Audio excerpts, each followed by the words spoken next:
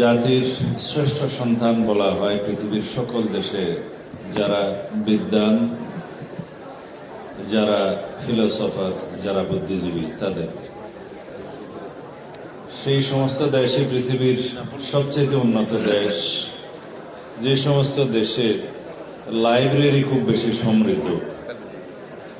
সেই সমস্ত দেশে সবচেয়ে সমৃদ্ধ দেশ,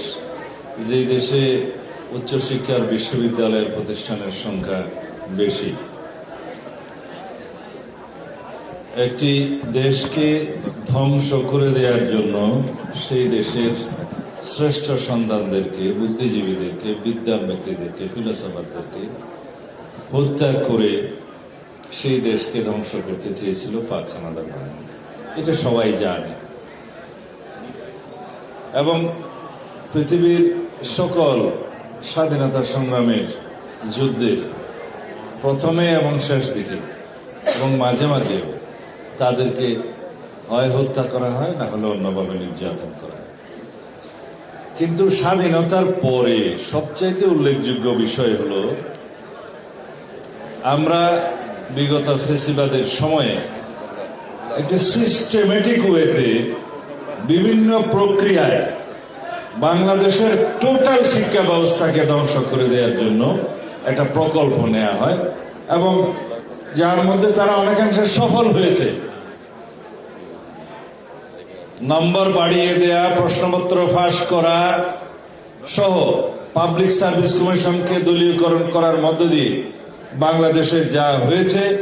এই দেশের শিক্ষা ব্যবস্থা তো বটেই, এবং শিক্ষা ব্যবস্থার মধ্য দিয়ে যে সমস্ত কর্মক্ষম শিক্ষিত জনগোষ্ঠীর সৃষ্টি হয় তাদেরকেও শেষ করার মধ্য দিয়ে বাংলাদেশের ব্যুরোক্রেসি থেকে শুরু করে এটাকে একটা মেধাহীন জাতিতে পরিণত করার বিশাল একটি প্রকল্প বাস্তবায়ন হয়েছে এই ফেসিবাদের শাসনামলে। এটাই বলার জন্য আমি আজকে উঠেছিলাম। এখন আমাদেরকে এখান থেকে শিক্ষা নিতে হবে যে যেখানে আমরা দাঁড়িয়ে আছি এখান থেকে আমাদের একটি বুদ্ধিবৃত্তিক, জ্ঞানভিত্তিক সমাজ ব্যবস্থা প্রতিষ্ঠা করার জন্য, বৈষম্যহীন একটি রাষ্ট্র ব্যবস্থা প্রতিষ্ঠা করার জন্য আমরা কিভাবে এই জাতিকে একটি সুশিক্ষিত, সমৃদ্ধ, বুদ্ধিভিত্তিক, জ্ঞানভিত্তিক জাতি হিসেবে গঠন করতে পারি, সেই জন্য আমাদের